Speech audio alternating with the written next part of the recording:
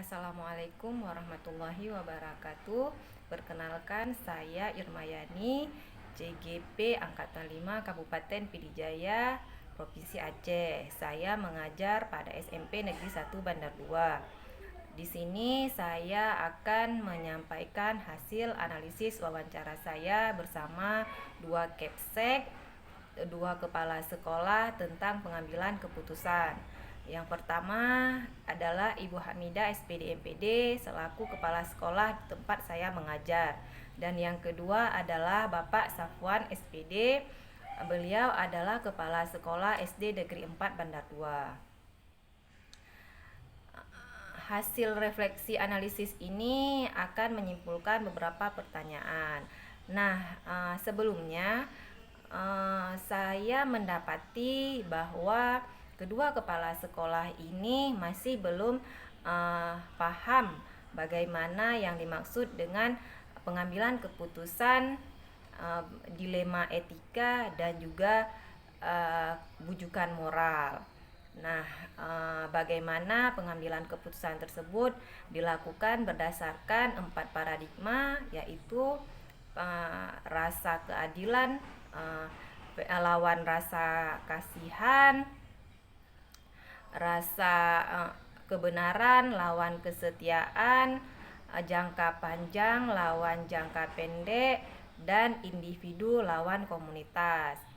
3 prinsip dalam pengambilan keputusan yaitu berdasarkan hasil akhir, prinsip berdasarkan rasa peduli, dan berdasarkan peraturan, dan juga 9 langkah pengujian dalam pengambilan keputusan. Nah, melalui beberapa pertanyaan di sini dapat saya simpulkan bahwa pada pertanyaan pertama, yaitu apa hal-hal yang menarik dari wawancara. Pertanyaan-pertanyaan yang mengganjal apa yang masih ada dari hasil wawancara bila dibandingkan dengan hal-hal yang Anda pelajari seperti 4 paradigma, 3 prinsip, dan 9 langkah pengujian. Jadi hal menarik yang muncul dari kepala sekolah yaitu Ibu Hamidah SPD MPD sebagai kepala sekolah SMP Negeri 1 Bandar 2 dan Bapak Safwan SPD kepala sekolah SDN 4 Bandar 2. Berdasarkan dilema etika yang menjadi topik kedua kepala sekolah tersebut, yaitu terkait masalah siswa yang melanggar tata tertib sekolah. Seperti yang disampaikan oleh Ibu Hamidah, bahwa setiap siswa yang malas sekolah, namun beliau tetap memberi kesempatan karena tujuan pendidikan nasional itu adalah mencerdaskan anak bangsa. Sedangkan hasil analisis dari wawancara kedua kepsek tersebut adalah mereka mengambil keputusan yang berpihak kepada murid walaupun mereka tidak paham bagaimana itu keputusan berdasarkan 4 paradigma, 3 prinsip, dan 9 langkah pengujian. Hal menarik yang seperti yang disampaikan oleh Ibu Hamidah bahwa mereka sama seperti siswa yang lain dan tidak ada diskriminasi. Hal menarik juga yang disampaikan oleh Pak Safwan adalah sekolah harus berkolaborasi dengan tokoh masyarakat dalam mengontrol murid. Jadi ketika ada murid yang mungkin melanggar peraturan sekolah, jadi ada campur tangan pihak di luar, namun untuk kebaikan bersama. Pertanyaan yang masih mengganjal adalah apakah pengambilan keputusan sudah melewati 9 langkah pengujian? Nah, di sini mereka tidak menjelaskan langkah-langkah pengujian tersebut. Jadi hal ini masih menjadi tanda tanya bagi kami selaku pewawancara dan kami yang telah mempelajari tentang 4 paradigma, 3 prinsip, dan 9 langkah pengujian. Pada pertanyaan yang kedua adalah bagaimana hasil wawancara kedua kepala sekolah? Adakah persamaan atau perbedaan? Kira-kira ada yang menonjol dari salah satu pimpinan? Mengapa dan apa yang membedakan? Di sini persamaannya adalah Kedua kepala sekolah yaitu mengambil keputusan yang berpihak pada murid. Penanganan kasus murid dilakukan secara berkolaborasi antar warga sekolah, komite, masyarakat, dan juga wali murid. Namun ada perbedaannya, di mana Ibu Hamidah selaku Kepala Sekolah SMP Negeri 1 Bandar 2 melakukan kolaborasi antar guru mapel, wali kelas, guru BK, wakil kepala sekolah, serta komite dan pengawas, juga wali murid. Sedangkan Pak Safwan sebagai Kepala Sekolah SMP Negeri 4 Bandar 2 melakukan kolaborasi bersama dengan tokoh masyarakat. Selain beliau juga melibatkan pihak sekolah dan pihak komite tanpa melibatkan pengawas. Nah, disinilah bentuk perbedaan mereka. Hal yang menonjol dari Bu Hamidah, beliau lebih lugas dalam memaparkan. Beliau mampu memaparkan, menjawab pertanyaan dengan lugas dan baik. Dan hal yang menonjol dari Pak Safwan adalah hubungan masyarakat yang beliau ciptakan.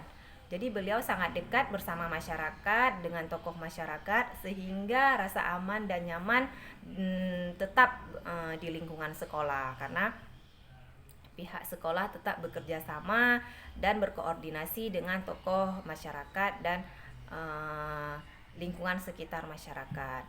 Beliau tetap melibatkan mereka dalam setiap pengambilan keputusan, apalagi yang berhubungan dengan murid. Pertanyaan yang ketiga, rencana ke depan para pemimpin dalam menjalani pengambilan keputusan yang mengandung unsur dilema. Bagaimana mereka bisa mengukur efektivitas pengambilan keputusan mereka? Rencana ke depan dalam pengambilan keputusan dilema etika seperti yang telah disampaikan oleh Ibu Hamidah, dalam pengambilan keputusan harus dilakukan secara kolaborasi dan harus berpihak pada murid. Semua hal yang beliau lakukan adalah bertujuan untuk murid dan tujuan akhir seperti yang dicatat dalam pendidikan nasional, yaitu mencerdaskan kehidupan anak bangsa. Jadi setiap anak mempunyai hak yang sama dalam pendidikan. Senada juga dengan yang dilakukan oleh Pak Safwan. Beliau tetap berkolaborasi dalam pengambilan keputusan agar tidak ada yang dirugikan, karena merujuk pada dua hal yang sama-sama benar. Sehingga dengan melibatkan masyarakat, beliau bisa lebih leluasa dalam menentukan keputusan, namun tidak ada pihak yang dirugikan. Pertanyaan yang keempat, bagaimana Anda menerapkan pengambilan keputusan dilema etika pada di lingkungan Anda bersama para murid Anda dan pada kolega-kolega guru Anda yang lain? Kapan Anda akan menerapkannya?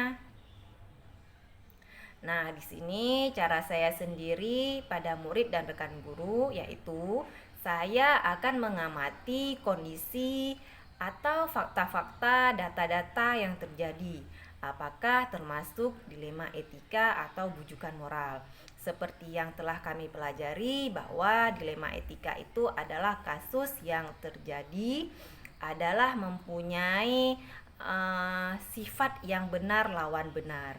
Nah, sedangkan bujukan moral adalah kasus yang benar dan salah.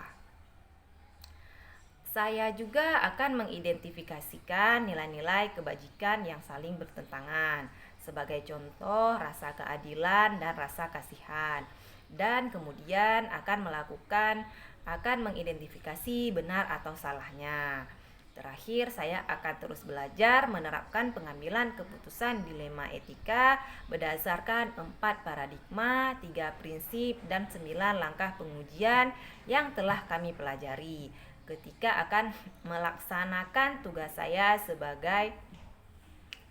ketika saya akan menghadapi suatu masalah, baik dengan murid ataupun rekan guru, dalam pelaksanaan tugas saya sebagai guru maupun rekan kerja.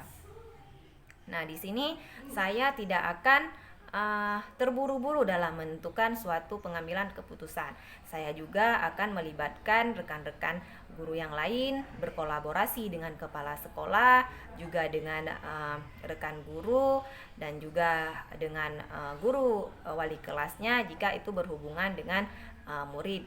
Ketika terlibat kasus di dalam kelas bersama murid. Namun jika terlibat kasus bersama guru dengan rekan guru, saya akan melibatkan kepala sekolah juga dalam menentukan suatu pilihan keputusan kita.